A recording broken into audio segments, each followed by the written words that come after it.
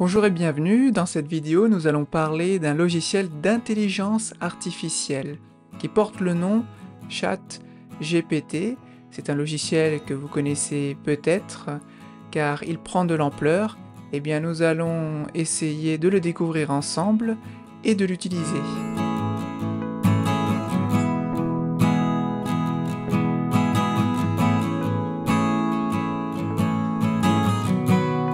Nous allons commencer par expliquer ce qu'est ce logiciel. Ensuite, nous parlerons de l'entreprise qui l'a créé. Et enfin, on va pratiquer, on va voir comment utiliser celui-ci et quels sont les résultats que ce logiciel peut nous donner. Alors, qu'est-ce que ChatGPT? Eh bien, j'ai pris des notes. C'est un logiciel avec un modèle de traitement de langage. Il a ainsi la capacité de comprendre du texte, mais de répondre également et de générer du texte. Pourquoi l'utiliser? Ou en d'autres termes, à quoi sert-il?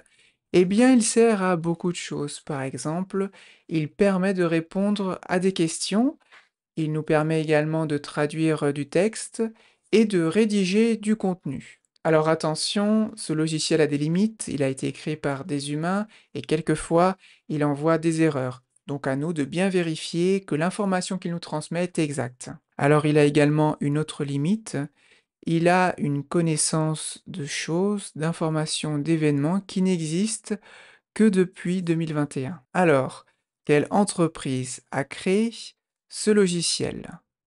Eh bien, c'est l'entreprise qui se nomme OpenAI. C'est une entreprise à but non lucratif dont l'activité est la recherche de logiciels en intelligence artificielle, et cette entreprise est basée aux États-Unis. Elle a été fondée en 2015 par Elon Musk et d'autres. En 2020, Microsoft et OpenAI vont conclure un partenariat. Microsoft va investir de l'argent, ils vont donc travailler ensemble, développer ensemble des technologies en rapport avec l'intelligence artificielle, et OpenAI va pouvoir utiliser la capacité de calcul de Microsoft Azure, qui est en fait un service de cloud computing de Microsoft. Alors maintenant, c'est la partie la plus intéressante. On va essayer d'utiliser ce logiciel pour voir bien, son potentiel. Pour commencer à l'utiliser, vous pouvez taper sur un moteur de recherche ChatGPT et vous cliquez sur le premier résultat ici. Ensuite, vous pouvez appuyer sur Try ChatGPT. Il faudra probablement vous inscrire, et après votre inscription, vous aurez accès au chat. Voilà, donc je vais diminuer la fenêtre pour que vous puissiez voir un peu plus clair. Voilà qui est fait. Et on va demander 3 choses à notre chat.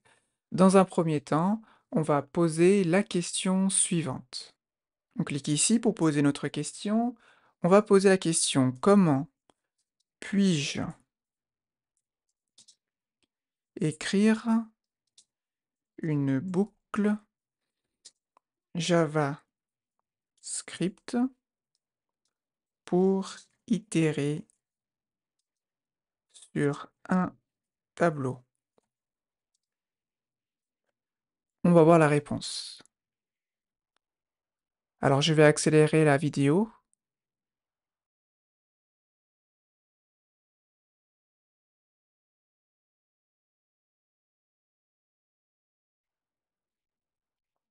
Et voilà la réponse, une réponse complète. Voyez-vous, ici il nous propose plusieurs résultats qui correspondent donc à la réponse à notre question. Et ici, à gauche, il y a une partie de notre site, ChatGPT, avec voilà l'historique des questions que nous avons posées. On va maintenant poser une autre question. On va demander ce que signifie le mot procrastiner. Le mot procrastiner.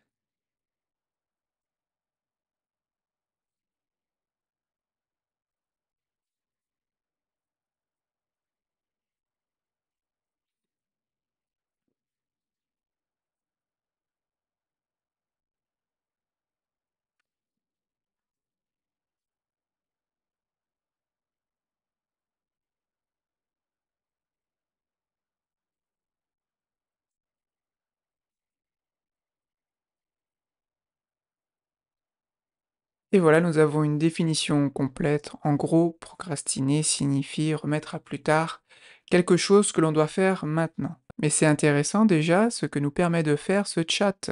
Il génère du code, il peut nous donner la définition d'un mot très rapidement. Notez maintenant ce que nous allons demander à ce chat. Écris un poème sur le JavaScript.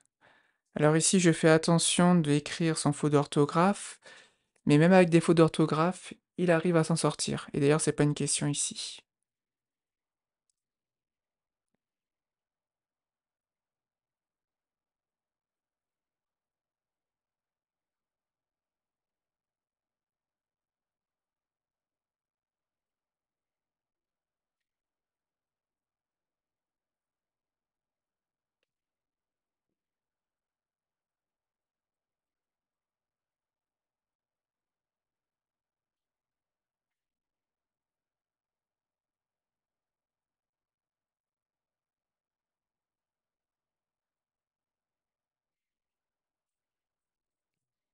Et voilà ce qu'a pu faire ce logiciel.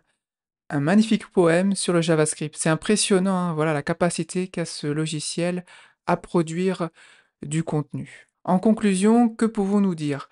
Eh bien, ChatGPT a été créé par une entreprise qui s'appelle OpenAI. Ce logiciel est un chat qui comprend du texte et qui a la capacité de répondre à des questions en générant du texte également. C'est un outil qui a ses limites, bien entendu, mais qui peut être utile pour glaner, pour récupérer des informations. Et bien entendu, comme je l'ai dit dans la vidéo, il faut faire quand même attention à ce que ce chat nous dise, c'est une machine qui nous parle, il faut quand même vérifier les informations qu'il nous donne. Bien voilà, j'espère que cette vidéo vous a plu, n'hésitez pas à dire dans les commentaires ce que vous en pensez de ce chat. Est-ce que c'est une bonne chose?